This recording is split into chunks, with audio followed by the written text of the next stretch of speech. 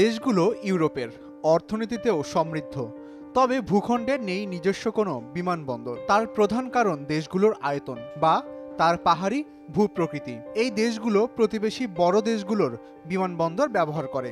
এমন 5টি দেশের কথা জেনে নেওয়া যাক। Vatican city. পৃথিবীর ক্ষুদ্রতম দেশ ভ্যাটিকান সিটি। মাত্র 0.44 বর্গ কিলোমিটার আয়তনের দেশটিতে উড়োজাহাজ ওঠানামার পর্যাপ্ত জায়গা নেই। ভ্যাটিকান সিটিতে যেতে সাধারণত পাশের রোমে অবস্থিত সিয়াম্পিনো আর ফিওমিচিনো বিমানবন্দর ব্যবহার করা হয়। ভ্যাটিকান সিটির ঠিক বাইরে থেকে ট্রেনে চেপে মাত্র আধ ঘন্টায় পৌঁছানো যায় বিমানবন্দরে। মোনাকো। বিশ্বের দ্বিতীয় ক্ষুদ্রতম দেশ মোনাকো পর্যটকদের প্রিয় গন্তব্য। 2.1 বর্গ কিলোমিটার আয়তনের দেশটিকে 3 দিক থেকে ঘিরে রেখেছে ফ্রান্স। মোনাকোতে যেতে চাইলে আগে বিমানে যেতে হবে ফ্রান্সের নিসে অবস্থিত কোতে দে জিও বিমানবন্দরে। সেখান থেকে ক্যাবে বা নৌকায় পৌঁছে যেতে পারেন মোনাকোতে।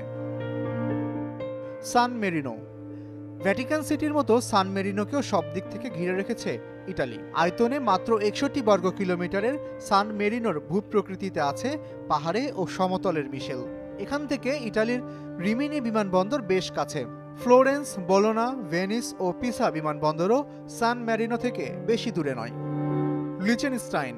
লিচেনস্টাইনের আয়তন 158 বর্গ কিলোমিটার, জনসংখ্যা প্রায় 40,000। দেশটির বেশিরভাগই পার্বত্য এলাকায় হওয়ায় এখানে বিমানবন্দর তৈরি হয়নি। সুইজারল্যান্ডের সেন্ট গ্যালেন অ্যালটেন রাইন এয়ারপোর্ট এবং জার্মানির ফ্রেডরিচ শ্যাফেন এয়ারপোর্ট ব্যবহার করে লিচেনস্টাইন। অ্যান্ডোরা। ফ্রান্স আর স্পেনের মাঝখানে অবস্থিত অ্যান্ডোরার আয়তন 468 বর্গ কিলোমিটার। অ্যান্ডোরাকে ঘিরে আছে পিরেনিজ পর্বতমালা, যার কারণে এখানে বিমান উড্ডয়ন অবতরণ সহজ নয়।